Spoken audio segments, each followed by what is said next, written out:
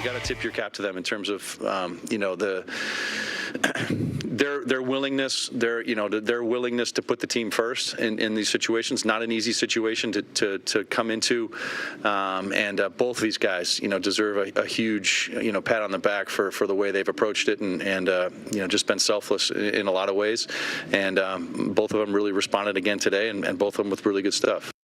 And seeing Dan with that hat and that gear there, I can't tell you. I love the Sunday look, man. I'm a huge fan of the Sunday look. Dan Wilson handing out praise to both Bryce Miller and Luis Castillo for the way they've handled the piggyback outing. So let's bring in a man who we know has an opinion about the Mariners piggybacking pitchers.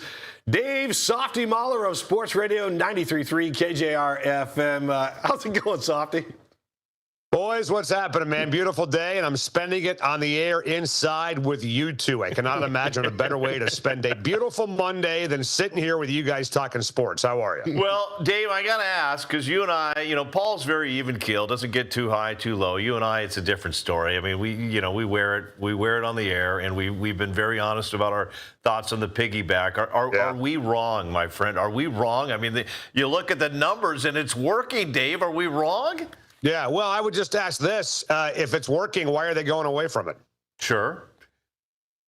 I just stop right there, right? I mean, honestly, I mean, if this has been so phenomenal and so great, then why are they now going to a six-man rotation? I mean, they literally are now stopping this, at least for the next maybe 2 or 3 weeks or so, and they're going to go away from it because it's not ideal, right? It's not ideal to have Bryce Miller, who's pitching his you-know-what's off right now, coming out of the bullpen with the kind of stuff that he's got. It's not ideal to have Luis Castillo, who clearly doesn't want to be a reliever at this stage of his career, man. There's a reason why he flipped out the other day in the dugout, because he's a starting pitcher and he wants to be a starting pitcher. So, look, I mean, there's no doubt that temporarily the numbers have looked outstanding without that mistake against the White Sox and putting Castillo in the 9th inning when they should have gone to Munoz. They're probably 3-0 with the piggyback, for crying out loud. But again, even Jerry DiPoto guys came out a few days ago and said, we know this is not ideal. We're going to go to a 6-man rotation. I'm not even sure if that's ideal. We can chat about that in just a minute. But I still think at some point, Paul and Chris, they got to find 5 guys and put one of those guys in the bullpen.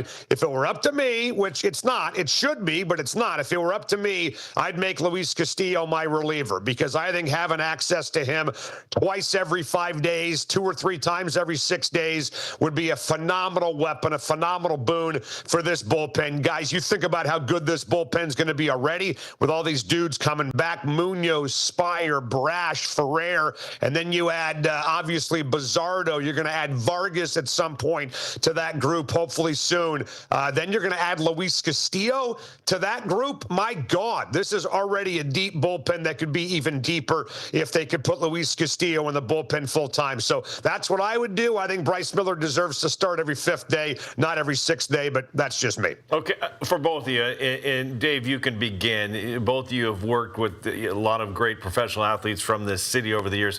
So how do you go to the veteran, The Rock, if you're Dan Wilson? Because I agree with you. I think there's no question Bryce Miller should be a starter. I mean, and the other 4 have proven their game. So for me, Luis should be coming out of the bullpen. How do you go to The Rock, a veteran like that, and tell him that?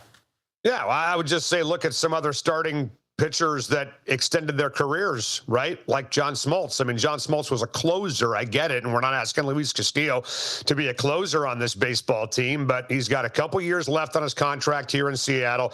If he wants to extend his career, I think the best move for him is going to be going to the bullpen, or we can talk about maybe moving you, right? I mean, guys, at some point, you're going to have no choice with Kate Anderson, right? At some point, you're going to have no choice with Ryan Sloan. I threw this out on Twitter, Paul, last night, that between the Big 5 and then Luis Castillo, all 6 are under contract for next year's team. Are all 6 going to be on this roster this time a year from now in June of 2027? Probably not. So somebody eventually is going to go, and I think that guy likely is going to be Luis Castillo. But I think you just go to him and just say, look, we understand the competitive nature. We get the fact that you're ticked off. We get the fact that we're angry, and we love that about you. But the best thing for this baseball team is to start these guys every fifth day, keep them in their routine. Let's not impact the entire baseball team now because of two guys, and let's put you in the bullpen if somebody gets banged up, if somebody needs a spot start. We got a phenomenal option in Castillo. We can use him a couple times a week. I think in the end, you just got to have that conversation with him once. You tear off the Band-Aid, Paul, you move on.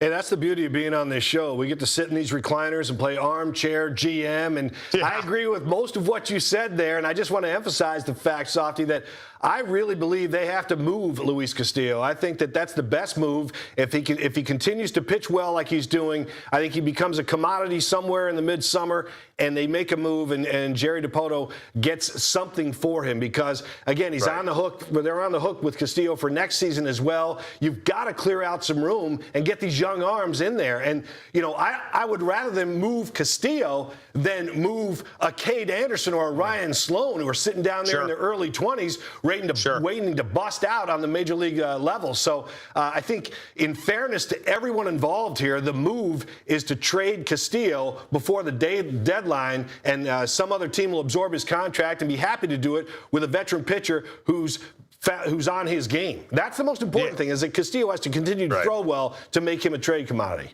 And that's what these next 2 weeks might be all about, Paul, honestly. I mean, you got a stretch of, 18 games in 20 days, I think, where you're going to need Luis Castillo as a starting pitcher. And if he continues to put up the numbers as a consistent starter that he's been putting up in the last 3 games as a member of the piggyback crew, you might be able to move him. You might be able to get somebody to be convinced to take on a large majority of his contract. The Mariners probably, if they do trade him, are going to have to eat a portion of that salary, just like when they moved Robbie Cano, member, to the Mets, obviously had to throw in Edwin Diaz and move and swallow a big part of Cano's contract. That might be similar to what they have to do with Luis Castillo. But look, I mean, guys, you did a feature last segment on Brian Wu, and bottom of the screen, Brian Wu looks like an ace. Well, and I agree with that. I mean, Brian Wu's got a 1.82 ERA. What is it, 39 Ks, 8 walks in his last 5 starts. I don't want to wait an extra day to see Brian Wu start. I don't want to wait an extra day to see Emerson Hancock or George Kirby or Logan Gilbert. So we are now impacting everybody else in this rotation by making them wait an extra day. And look, I get it. Brian Wu was banged up a year ago. He was hurt in the playoffs. If not for Brian Wu's injury, maybe the Mariners make the World Series. Maybe they win the whole damn thing, for crying out loud. But you can control innings as the year goes by. These guys deserve to start every 5th day, and I think if he's an ace, he should be out there every 5th day, not every 6th day. Well, you joke about it on social media, but you mentioned the 2 names, Cade Anderson, the 6'2" lefty, and Ryan Sloan, the 6'5" righty. Sloan's hitting his fastball near 100 right now. His slider is nasty. Some have said Cade Anderson's changeup is better than anybody in Major League Baseball right now. The numbers these 2 are putting up right now, I mean, what are we going to do with these 2, Softy? Yeah, ridiculous, right? I mean, it's just unbelievable how much depth this rotation potentially has. The difference between Sloan and Anderson, the obvious one, is that we haven't seen them pitch at the major league level. We feel good about them, but all these other guys are proven, right? All these other dudes have shown they know what they're doing at the major league level. So at some point, you're probably going to have to save a little bit of money, knowing this ownership group. They'll want to cut costs every now and then somewhere. That's just what they do. It's their MO, and you can do it by moving a Castillo, moving maybe a George Kirby, maybe a Logan Gilbert, and making room for Cade Anderson and Ryan Sloan. Or maybe you trade one of these guys for the bats that you're looking for. Maybe a third baseman, maybe another opportunity to bolster the infield. So, I mean, this is kind of a little bit of a mess roster-wise the Mariners have. It's a good mess, right? Don't get me wrong. It's a good mess that you've got, because you've got too many starting pitchers that all deserve to be in the major leagues. At some point, you're probably going to have too many infielders that deserve to hit at the major league level. Notice I said hit and not play defense at the major league level, because I don't know if I've ever seen a bigger disparity in defense and offense right now than what J.P. Crawford is doing for this baseball team. Even Brendan Donovan wasn't playing a great third base defensively when he was here before he got banged up. So it's a really good problem for Jerry Dipoto to have. The one thing that you need to do, guys, if you're Jerry Dipoto and Justin Hollander, is you need to make all of this a positive for the baseball team, right? Either A, find different roles for guys, Paul, or B, take some of these dudes and trade them to strengthen areas of weakness on your baseball team right now, and I believe they can. All right, let's stay with the prospects, as you guys have been talking about. The Mariners have 3 prospects in the top 20 in all of baseball. Impressive. Pitchers Anderson and Sloan, they're 4th and 8th, respectively. And shortstop Felon Celestin is 17th. And he's just waiting to get out there, a 20-year-old out of the DR. Now, Sloan was in the spotlight over the weekend, the AA Arkansas game. He threw 6 perfect innings. No hits, runs, or walks, 11 strikeouts, and of his 61 pitches, 46 were strikes. We had Bill Kruger on last week, longtime Mariners analyst, 13-year Major League vet. He likes the idea of these guys staying down there and learning the game more and getting their seasoning as well. So he says don't expect them to come up too quickly to Seattle. Yeah, I mean, guys, I just think the difference between Cade Anderson and Logan Gilbert, George Kirby, Emerson Hancock, Bryce Miller, Brian Wu is he's got nowhere near the minor league innings that those guys had before they were called up, right? I mean, there's other players out there, Paul Skeens of the Pirates, who did not have a lot of minor league innings, but the point is that he plays for the freaking Pirates.